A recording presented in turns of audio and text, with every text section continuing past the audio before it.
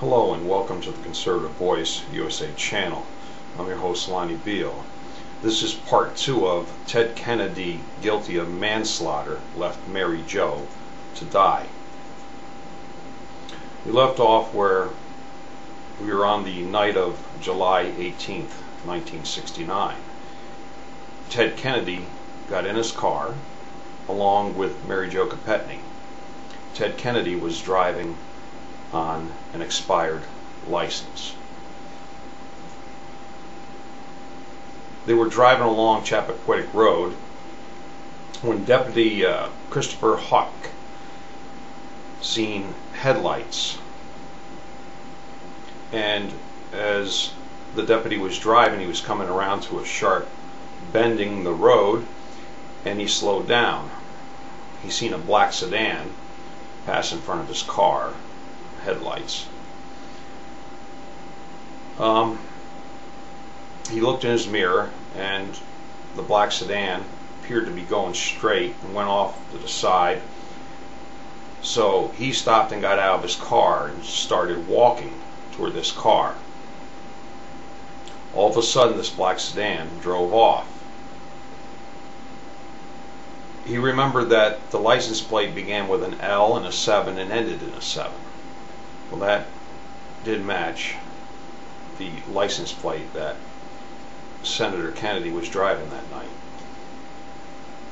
Officer Hawk also remembered that he had seen a man at the wheel and a woman in the passenger side. Where they were going that night, no one knows. Perhaps Ted was going to go down to the beach and enjoy the delights of a young woman. We'll never know, and you certainly can't go by what the senator says. Shortly after he sped off, they came to the Chappaquiddick Bridge, which Ted Kennedy drove on. Ted Kennedy escaped. As the car landed in the water, Ted Kennedy escaped, and Mary Jo was left in the car. Ted Kennedy said he made a number of attempts to rescue her and failed. He said he was fully aware of what was going on in his attempts, and he started to walk back to the cottage. I would imagine to get help, you would think. He said it was dark. It was just complete darkness. Didn't see any lights or anything, but yet there were two houses that were in view of the bridge. One of the houses was owned by Sylvia Malm. She had left her back light on. Her neighbor, Mr. and Mrs. David Smith, their bedroom light was on. He said he didn't see any lights. There were two more houses he would pass on his way to the cottage. And the one house was Fire Captain Foster Silva, who also had lights on that could be seen from the road. However, Ted Kennedy said he's seen no lights. Fact is, when Ted Kennedy got back to the cottage, he asked Ray LaRosa to go get Joe Garner and Paul Markham, two lawyers. He didn't even mention about the accident. And Ted sat and waited, and the two lawyers came down, and he told them what happened, and they went back to the wreck.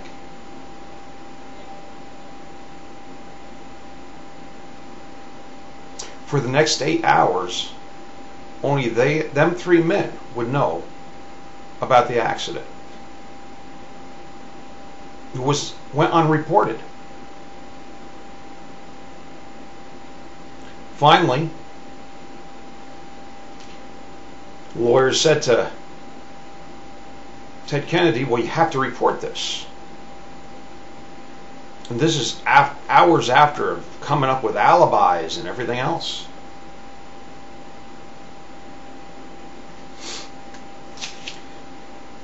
But finally, Mr. Kennedy reported the accident.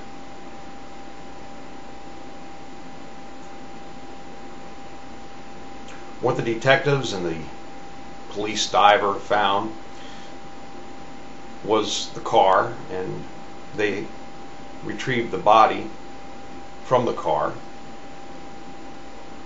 Miss Kopechne was in the back seat.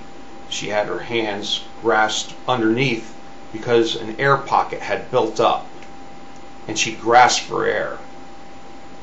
Could be as long as 2 hours. From the time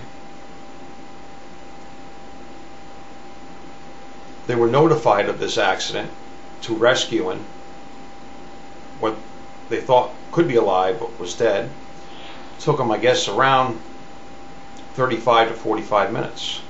Well, Mary Jo Kopechne could have lived as long as 2 hours in this air pocket.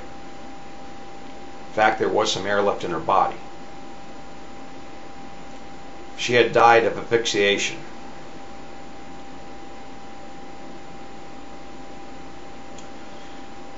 Detective George Kellen said that the senator killed that girl the same as if he put a gun to her head and pulled the trigger.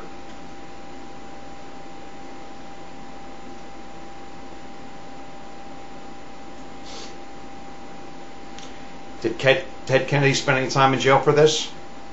Heck no. There wasn't even a trial. After all, he was rich, white, liberal,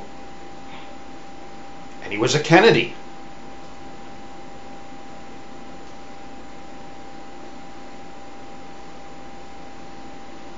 This guy now is in the U.S. Senate. He was at the time of this crime that he was not charged with.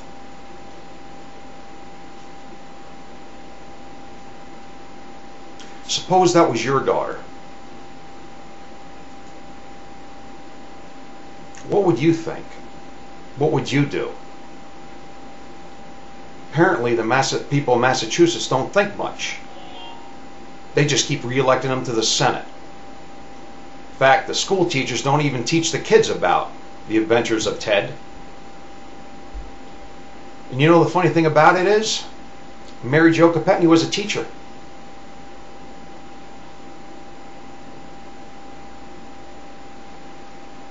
Ted Kennedy got away with manslaughter.